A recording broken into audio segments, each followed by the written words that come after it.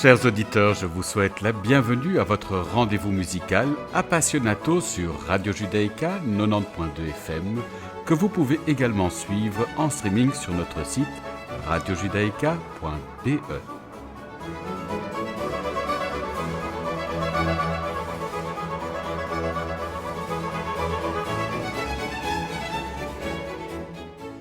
Cette semaine, je vous propose un petit tour d'horizon des parutions discographiques qui nous ont surprises, émues ou enthousiasmées. Avec Johann Sebastian Bach et Georg Friedrich Händel, Antonio Vivaldi est considéré comme l'un des plus grands compositeurs baroques et l'influence qu'il a exercée de son vivant s'est étendue à toute l'Europe, donnant naissance à de nombreux imitateurs et admirateurs.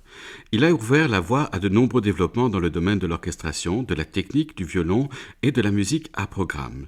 Il a consolidé la forme émergente du concerto en un idiome largement adopté et suivi, qui a joué un rôle primordial dans le développement de la musique instrumentale, notamment de Johann Sebastian Bach. Vivaldi a composé de nombreux concertos instrumentaux pour le violon et divers autres instruments de musique, ainsi que des œuvres chorales sacrées et plus de 50 opéras. Son œuvre la plus connue est une série de concertos pour violon connue sous le nom des 4 saisons. Nombre de ses compositions ont été écrites pour l'ensemble musical exclusivement féminin de L'Ospedale della Pietà, un foyer pour enfants abandonnés. Vivaldi a commencé à étudier la prêtrise à l'âge de 15 ans et a été ordonné à 25 ans, mais a reçu une dispense pour ne plus dire la messe publique en raison d'un problème de santé. Vivaldi a également connu un certain succès avec des mises en scène coûteuses de ses opéras à Venise, à Mantoue et à Vienne. Après avoir rencontré l'empereur Charles VI, Vivaldi s'installe à Vienne dans l'espoir d'obtenir le soutien de la royauté. Cependant, l'empereur meurt peu après l'arrivée de Vivaldi et Vivaldi lui-même meurt dans la pauvreté moins d'un an plus tard. Après presque 2 siècles de déclin, la réputation musicale de Vivaldi a connu un renouveau au début du XXe siècle, et de nombreuses recherches universitaires ont été consacrées à son œuvre. De nombreuses compositions de Vivaldi que l'on croyait perdues ont été redécouvertes, notamment pas plus tard qu'en 2006. Sa musique reste très populaire aujourd'hui et est régulièrement jouée dans le monde entier. Ce mois-ci, Rachel Podger, l'une des violonistes anglaises les plus talentueuses de sa génération, a rassemblé l'ensemble des enregistrements qu'elle a consacrés au prêtre roux, comme on appelle Vivaldi, dans un petit coffret de 7 CD. Je vous propose de la retrouver entourée de son ensemble Break On dans le concerto pour violon en sol majeur, opus 3, numéro 3.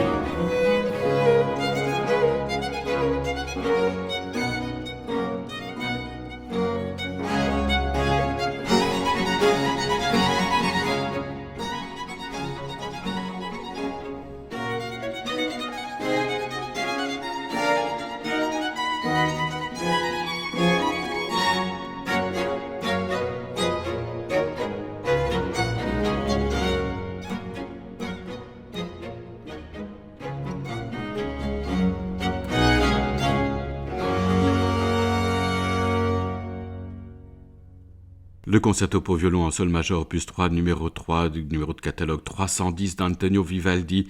Rachel Podger était entourée du Brecken Ensemble. Il s'agit d'un extrait d'un petit coffret paraissant chez Channel Classics. Michael Spyres est un phénomène vocal. Le registre de ce chanteur, c'est-à-dire l'étendue des notes qu'il peut chanter, de la plus grave à la plus aiguë, est hors du commun. De ce fait, Michael Spyres peut aussi bien chanter les airs de haute contre, de ténor ou de baryton. Son répertoire est aussi impressionnant. Il peut aussi bien aborder les grands rôles romantiques que les airs virtuoses de la période baroque. Pour son nouvel album, Michael Spyres explore les airs baroques et classiques. Je vous propose d'écouter l'air C'est il mio paterno amor, extrait de l'opéra Siroe Re di Persia de Gaetano Latilla. L'ensemble Il Pomodoro est placé sous la direction de Francesco Corti.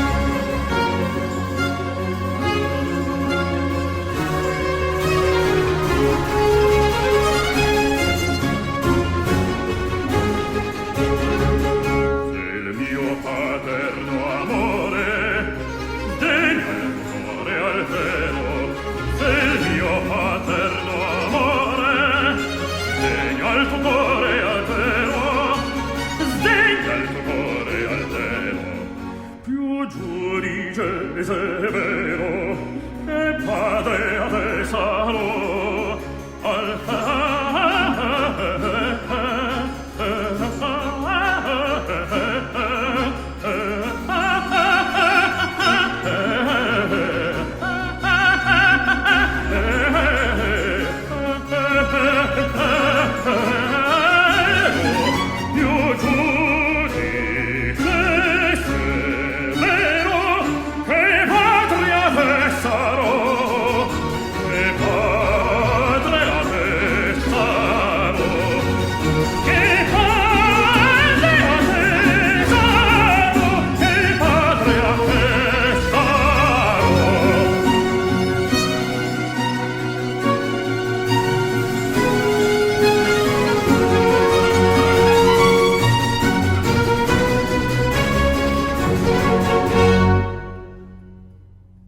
L'air, c'est Il mio paterno amor, extrait de l'opéra Siroé de Re di Persia de Gaetano Latilla, dans l'interprétation de Michael Spires. L'ensemble Il Pomodoro était placé sous la direction de Francesco Corti. Né à Stockholm, Franz Berwald est issu d'une famille de 4 générations de musiciens. Son père, violoniste à l'orchestre de l'Opéra Royal, lui enseigne le violon dès son plus jeune âge. Il se produit bientôt en concert.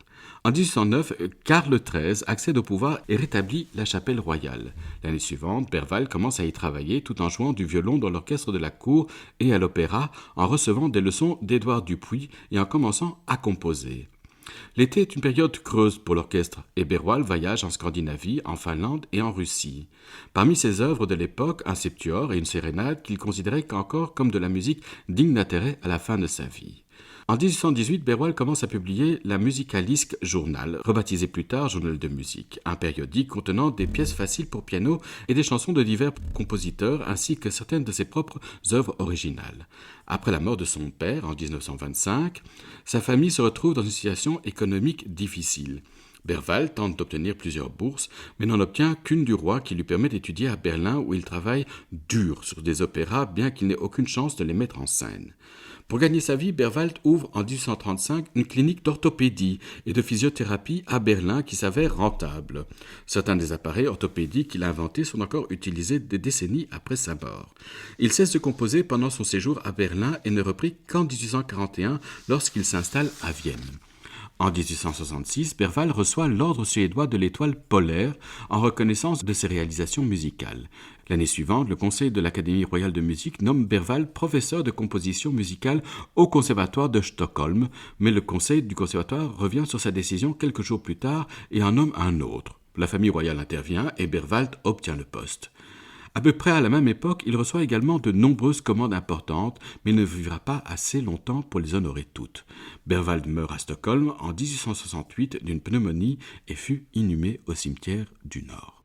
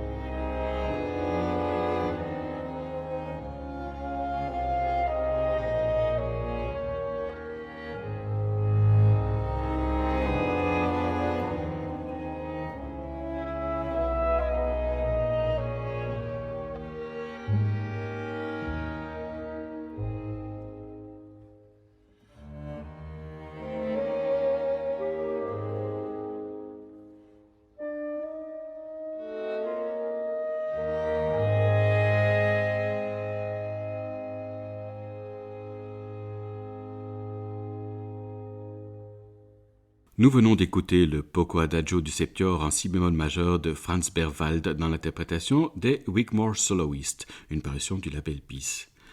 En 1889, Rachmaninov commence la composition d'un concerto pour piano en do mineur qu'il laisse inachevé. Dans une lettre datée du 20 juillet 1891, il écrit à Natalia Scalone « J'ai finalement achevé le 6 juillet la composition et l'orchestration de mon concerto. J'aurais pu terminer plus tôt, mais j'ai vagabondé longtemps après le premier mouvement et je n'ai commencé les mouvements suivants que le 3 juillet. Donc, composition et orchestration des 2 derniers mouvements en 2 jours et demi. Tu peux t'imaginer le travail que cela représente. Je composais de 5 heures du matin à 8 heures du soir. Par conséquent, après avoir achevé le morceau, je me suis trouvé très épuisé. » Le premier mouvement est créé le 17 mars 1892 au Conservatoire de Moscou, avec le compositeur au piano et Vassili Safonov à la baguette. Le public était déjà familier des second et troisième concertos avant que Rachmaninov ne revise le premier en 1917. Les différences entre les 2 versions montrent que la texture de l'orchestre est moins complexe, l'écriture pianistique plus simple. De toutes les revisions que fait Rachmaninov, c'est peut-être celle qui a eu le plus de succès. Néanmoins, il est déçu qu'elle ne soit pas plus acclamée. Il écrit à Albert Swann « J'ai réécrit mon premier concerto, il est maintenant bon. Toute la fraîcheur de la jeunesse est là, et maintenant il se joue plus facilement. Et personne n'y prête attention. Quand je dis en Amérique que je veux jouer le premier concerto, ils ne protestent pas, mais je peux voir à leur tête qu'ils préféraient le deuxième ou le troisième concerto. » Afin de rendre justice à cette œuvre, je vous propose d'en écouter le premier mouvement, Vivace, dans l'interprétation de Lukas Vondráček, lauréat du concours Reine-Élisabeth. Il est entouré de l'Orchestre symphonique de Prague, placé sous la direction de Tomáš Brauner.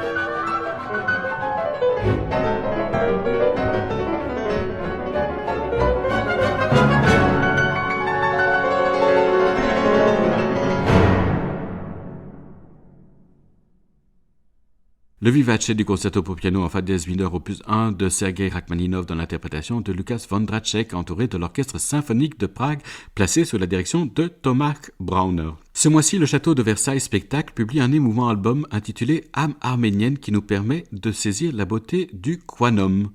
Cet instrument peut être assimilé à un type de sitar de grande taille avec une table d'harmonie trapézoïdale fine, célèbre pour sa sonorité mélodramatique unique. Je vous propose d'écouter 2 pièces, Solitude et Impromptu, de la compositrice Anahit Valesian. Nazek Kazazian joue du quanum, l'orchestre de l'Opéra Royal est dirigé par Stéphane Plenviak.